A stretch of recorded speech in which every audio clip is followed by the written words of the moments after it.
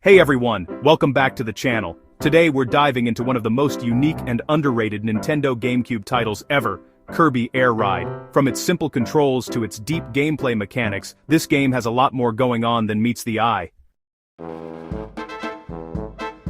Kirby Air Ride was released in 2003 for the Nintendo GameCube, developed by HAL Laboratory, and directed by Masahiro Sakurai. Yup, the same genius behind Super Smash Bros. Unlike traditional Kirby platformers, Air Ride focuses entirely on racing.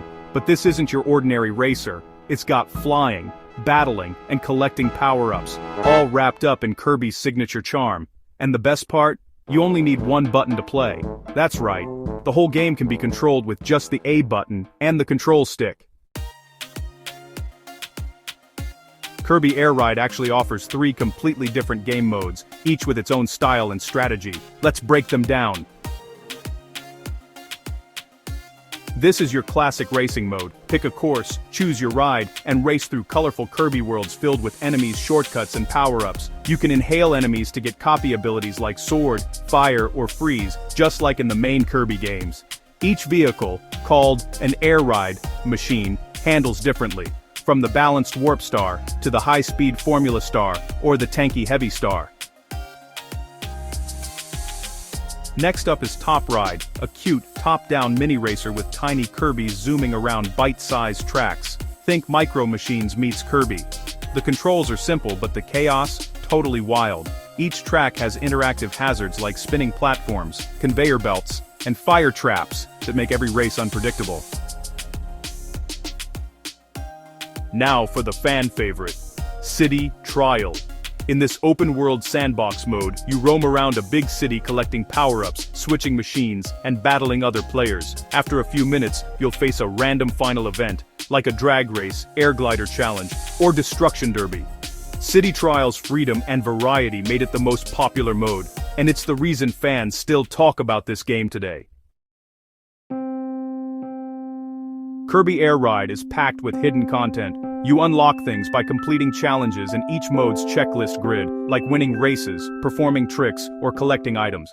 There are over 300 challenges in total, unlocking new vehicles, music tracks, and colors.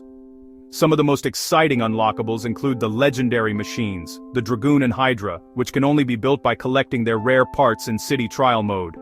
These legendary machines are insanely powerful. My first time and danked.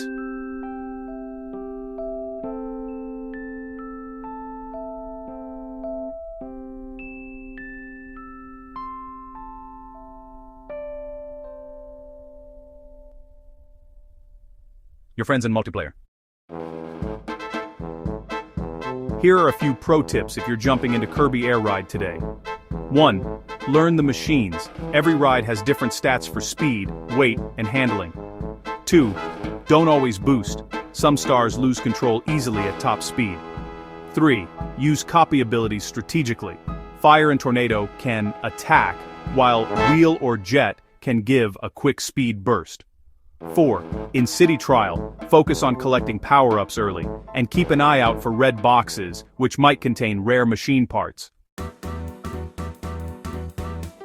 Even though Kirby Air Ride received mixed reviews at launch, it became a cult classic among fans. Its simple controls, deep mechanics, and especially City Trial mode have inspired tons of fan projects and mods. In fact, many players consider City Trial to be one of the most fun, local, multiplayer experiences ever on the GameCube. There's still hope among fans for a modern remake or sequel, especially since Sakurai himself has hinted at wanting to revisit the concept someday.